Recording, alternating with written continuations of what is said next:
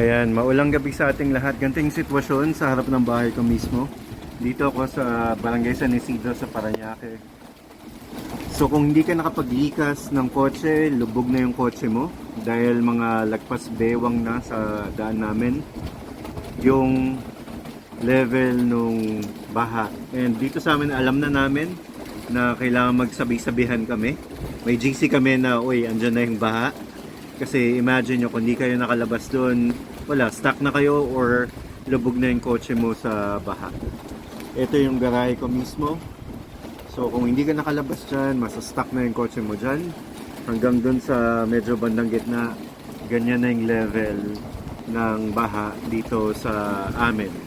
And may mga nakikwento na yung Parañaque hotline wala daw sumasagot. So I don't know how true that is.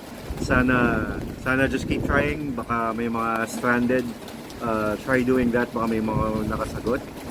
And yeah, I'll use this page then to give like updates sa mga humingi ng tulong if that could be of any help.